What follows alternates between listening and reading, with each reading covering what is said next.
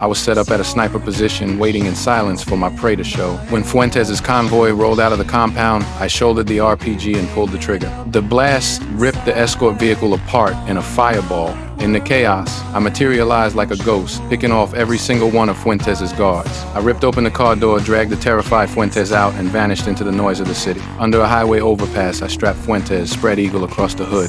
I pulled out a micro-detonator and a block of C4 and calmly walked him through exactly how to assemble a crude bomb. Then I hit the 5-minute countdown on my watch. Facing the clock on his own death, Fuentes' mind completely shattered. Into a recording device, he confessed everything. He admitted he was the power behind the Brotherhood and that he routinely used his badge to coordinate with kidnappers running a scam where he'd let the deal go down, then steal a ransom right out from under them. But this time, the haul wasn't 10 million. He only got 2.5 million. The other bag of cash had been swapped out before the deal even happened. And the only person who could have pulled that off was Graves. I picked up the recorder and walked away. Fuentes' screams of despair were cut short as the bomb in his own gut tore him to pieces. But when I got to Graves' villa, I found him floating face down in his own swimming pool. In his room, I came across a printed bank transaction record. The recipient was Graves. The sender was Peter's own father. I called Anna right away and asked her to dig into Sam's finances. Every piece of evidence was pointing toward the cruelest truth imaginable.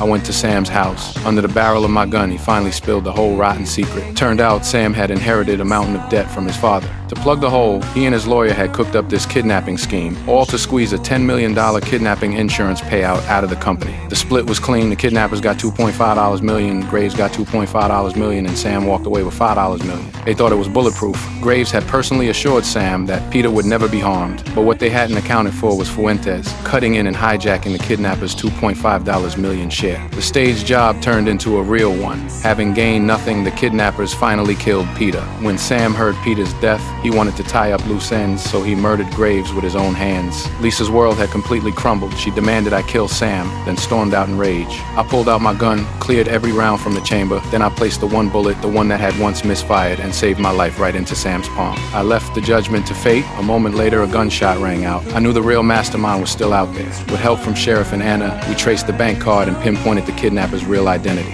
I went in alone, guns blazing, straight into Daniel's house. In the firefight, I took another round to the chest, but I managed to grab Daniel's brother and his wife and got Daniel on the line. Faced with my hellish threats, Daniel offered a deal. Peter's life in exchange for his brother's and mine. I didn't hesitate for even a second. For me, as long as Peter was alive, I was willing to pay any price. I called Lisa and told her to get to the exchange point. I handed Lisa my gun and told her if they tried anything slick, she'd put a bullet in Daniel's brother without blinking. After that, I dragged my broken, bleeding body across the bridge alone. In the kidnapper's car, a small figure was let out. I froze in my tracks, staring at the face I'd been dreaming of every single day.